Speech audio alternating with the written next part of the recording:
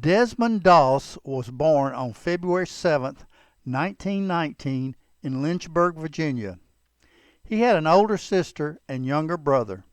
His father had served in World War I and was not in sync with his mother's deeply held religious beliefs.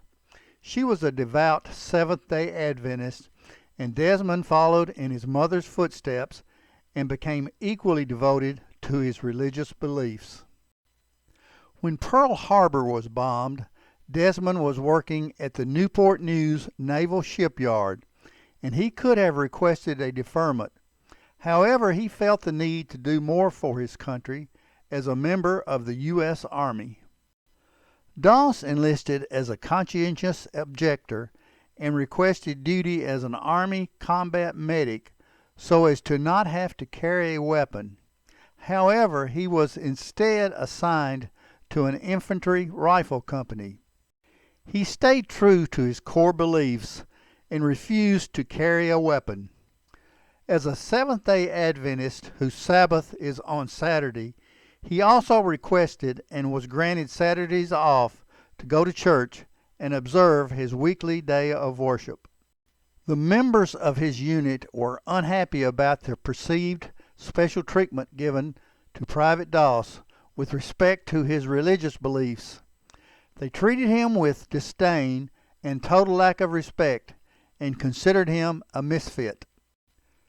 One of his fellow soldiers told him during basic training, quote, "Doss, as soon as we get into combat, I'll make sure you won't come back alive." End quote. His commanding officers were intent on getting the young private discharged from the Army. They saw him as a liability and tried to intimidate him into resigning.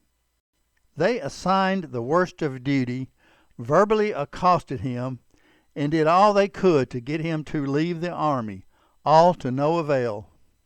When all the intimidation failed, they attempted a court-martial for refusing a direct order to carry a gun. This too failed to get him tossed out of the Army, and when he refused to leave on his own, his commanders and fellow soldiers were faced with a dilemma. Things began to turn for Private Doss during a 20-mile forced march required of his basic training unit. He was able to treat the blistered, march-weary feet of his comrades. If someone fell from a heat stroke, Desmond was there to help, offering water from his own canteen. In short, he was treating those who mistreated him with kindness and respect, living the golden rule.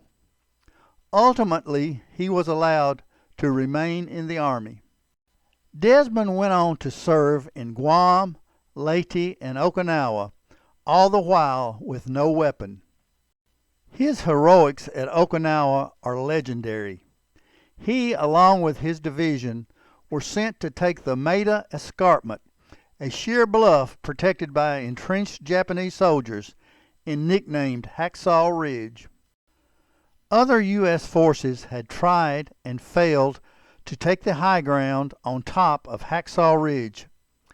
The 77th Division was able to scale the high wall and move forward in what appeared to be a victory.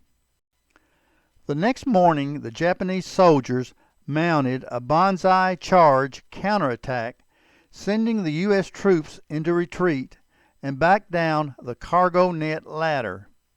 Large numbers of Doss's comrades were wounded during the retreat. Rather than descend back down Hacksaw Ridge, Desmond stayed on the bluff and started the dangerous task of moving wounded soldiers one by one back to the edge and lowering each one down a rope to be eventually transported to field hospitals. He continued the grueling work for the balance of the day and the following night until 75 wounded soldiers were lowered to safety. All this took place while working without the benefit of a weapon. His bravery and heroism is unquestioned during the Hacksaw Ridge battle. Equally as amazing was his ability and determination to carry 75 men over unforgiving terrain, and then summons the strength to lower those men down a sheer escarpment. Desmond's unit eventually did secure Hacksaw Ridge and continued in a desperate battle to take Okinawa. A few days later, a grenade exploded at his feet, severely injuring both legs, and he later received a bullet to his arm, shattering bones. Those injuries took him out of combat and home for medical rehabilitation.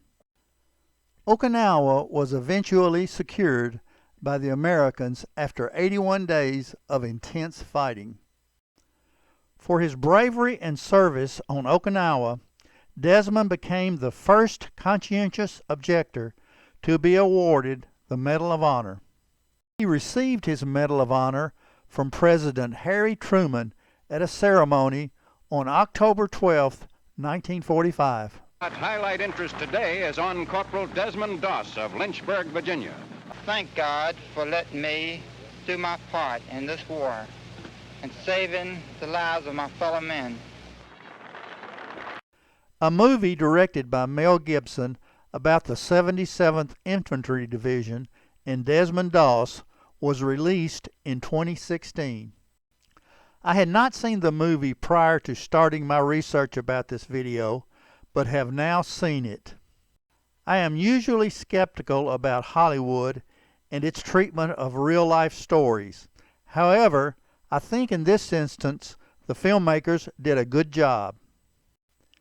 They did a good job of depicting the horrors of war and told the story in a powerful and inspiring way. This is just my opinion, but I feel that Mel Gibson is one of the more credible Hollywood types and doesn't inject a bunch of political correctness into his films. Desmond Doss was played by actor Andrew Garfield. Garfield met Desmond Doss Jr.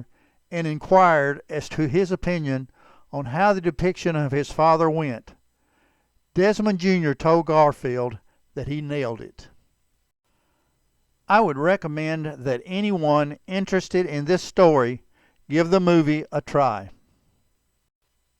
Desmond Doss lived to age 87 and died in Piedmont, Alabama on March 23, 2006.